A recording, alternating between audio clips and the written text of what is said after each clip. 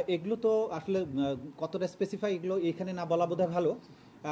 নিচের দিকে যারা আছে তারা সরাসরি গুলি করেছেন, যেগুলো মানে মারণাস্ত্র দিয়ে, ফায়ার আর্মস, শটগান না, একেবারে রাইফেল এই জাতীয়। আর উপরের দিকে যারা ছিলেন তারা সরাসরি মাঠে থেকে কমান্ড করেছেন, কমান্ডার হিসাবে তাদেরকে, যেমন হাবিবুর রহমান তার নির্দেশ, সুদীপ কুমার চক্রবর্তী তারা ফিজিক্যালি প্রেজেন্ট থেকে তাদের ফোর্সকে অর্ডার দেয়া, আক্তারুল ইসলাম ফিজিক্যালি প্রেজেন্ট থেকে হুকুম দেয়া এবং তার সমস্ত প্রেজেন্স ভিডিওতে এগুলো পাওয়া, এগুলো আছে আর কি। হাবিবুর রহমান ওয়্যারলেসের মাধ্যমে পুলিশ কমান্ড সেন্টার এইখান থেকে সবাইকে বলেছে সিআর ফায়ার করো, প্রধানমন্ত্রীর কাছ থেকে নির্দেশ এসেছে।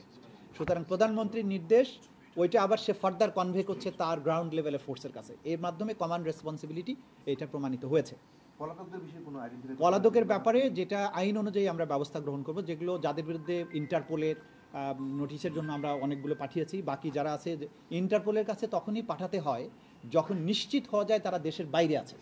তো আমরা দেশের বাইরে আছে না ভেতরে আছে এই ব্যাপারগুলো আগে এনশিওর হব।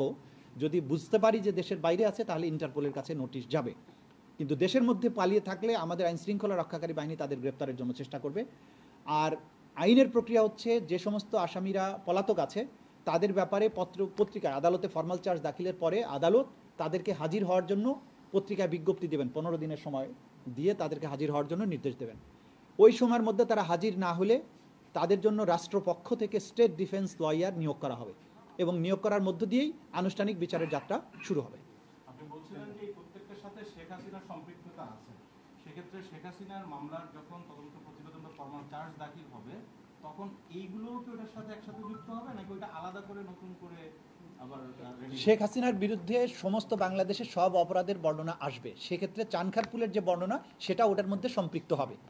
এটা যেমন অ্যালোন চানখারপুলের ঘটনা, শেখ হাসিনার বিরুদ্ধে চানখারপুলের যে অভিযোগগুলো আসছে সেগুলো তার অভিযোগের সাথে যুক্ত হবে, তার সাথে যাত্রাবাড়ি যুক্ত হবে, নরসিংদী যুক্ত হবে, রংপুর যুক্ত হবে, এইভাবে বাংলাদেশের সব কিছু যুক্ত হবে এবং সেটা সুপিরিয়র কমান্ড রেসপন্সিবিলিটি আকারে তার বিরুদ্ধে আসবে।